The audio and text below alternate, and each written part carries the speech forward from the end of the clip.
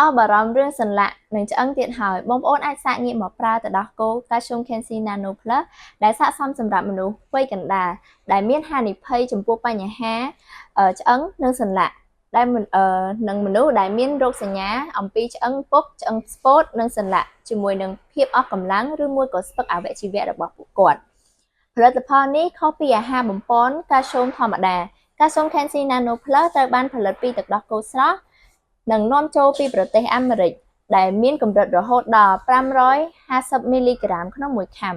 ដោយដែលអ្នកទាំងអស់គ្នាបានដឹងហើយថាទឹកដោះគោស្រស់គឺវាមានប្រសិទ្ធភាពខ្ពស់ក្នុងការប្រឆាំងមេរោគរលាកការពារមេរោគពីខាងក្រៅបង្កើនរបាំងការពារភាពស៊ាំការពាររាងកាយពីជំងឺនិងមេរោគផ្សេងៗជាពិសេសសម្រាប់អ្នកដែលមានជំងឺក្រពះទឹកដោះគោនេះគឺជាធាតុផ្សំដ៏ល្អនិងសំខាន់បំផុតសម្រាប់ពង្រឹងភាពស៊ាំនិងសុខភាពរបស់អ្នកជំងឺ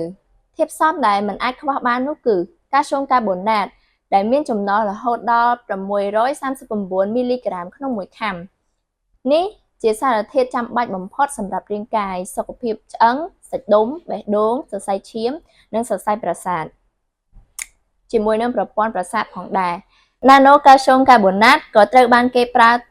ជាថ្នាំបន្សាបជាតិអាស៊ីតនិងឈឺក្រពះដូច្នេះនៅពេលដែលគេបញ្ចូលគ្រឿងផ្សំនៅក្នុងទឹកដោះគោ Calcium Canxi Nano Plus វានឹងជួយពង្រឹងឆ្អឹងការពារឆ្អឹងពុកឆ្អឹងស្ពោតកាត់បន្ថយហានិភ័យនៃ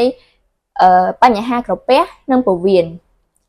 នៅពេលនេះគឺខ្ញុំកំពុងធ្វើការ live អញ្ចឹងបើសិនជាបងប្អូនណាដែលគាត់ចូលមើលកុំភ្លេចជួយចុច like ចុច share ម្នាក់មួយដើម្បីចែករំលែកព័ត៌មាននេះឲ្យបានទៅដល់អំពូមីងដែលគាត់មិនទាន់បានប្រើទឹកដោះគោនេះព្រោះទឹកដោះគោនេះគឺវាមានសារៈប្រយោជន៍ល្អបំផុតសម្រាប់មនុស្សចាស់ជាមួយនឹងមនុស្សវ័យកណ្ដាលដែលវាជួយការពារឆ្អឹងពុកឆ្អឹងស្ពោតហើយនឹងកាត់បន្ថយការឈឺសន្លាក់គៀបសរសៃផ្សេងៗផងដែរអញ្ចឹងបើសិនជាបងប្អូនណាត្រូវការដាក់ការកម្ម៉ង់គឺបងប្អូនអាចទម្លាក់លេខទូរស័ព្ទជាមួយនឹងទីតាំងនៅខាងក្រោមនេះបានមានបងប្រុសដែលគាត់បានចែករំលែក comment របស់គាត់ថាឪពុករបស់គាត់គឺបានសាកយកទឹកដោះគោនេះទៅប្រើចំនួនតែ2កំប៉ុងប៉ុណ្ណោះដំបូងប៉ុន្តែឥឡូវគាត់បានដាក់ការកម្ម៉ង់ថែមទៀត3ថែម1អញ្ចឹងនៅពេលដែលបងប្អូនទិញ3កំប៉ុងគឺខាងយើងមានការថែមជូនបង1កំប៉ុងដែលឥតគិតថ្លៃ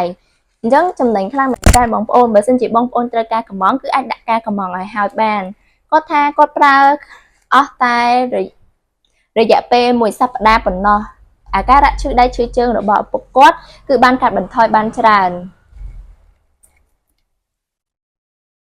ដូចជាអ៊ីគុនធាគាត់ក៏បានប្រាប់មកដែរថា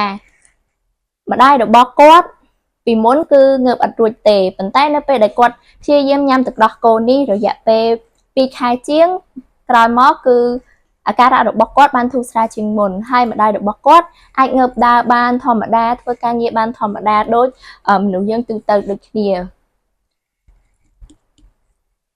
អូខេហើយក៏មានអ្នកអតិថិជនជាច្រើនដែលគាត់សរសើរថាទឹកដោះគោនេះគឺមានរសជាតិឈ្ងុយឆ្ងាញ់មិនមានធំក្លិនឆ្អាបនោះទេ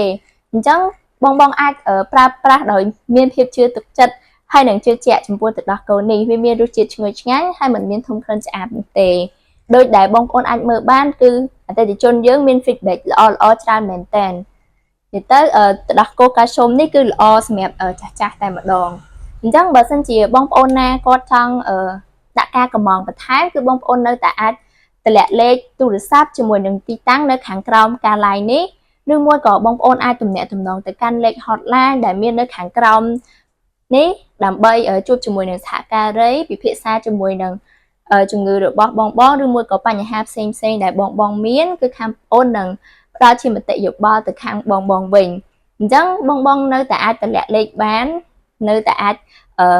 ដាក់ការកម្ម៉ង់បាននៅពេលដែលយើងបិទការ live គឺខាងបងនឹងទំនាក់ទំនងទៅខាងបងដើម្បីបញ្ជាក់ការកម្ម៉ង់ជូនបងហើយនឹងផ្ញើព័ត៌មានទាំងអស់នោះទៅឲ្យខាង Webshop រៀបចំជូនបងភ្លាមអញ្ចឹងនៅពេលនេះគឺខាងបងបិទការ live ហើយតែសង្ឃឹមថាយើងនឹងជួបគ្នាម្ដងទៀតនៅពេលក្រោយអរគុណ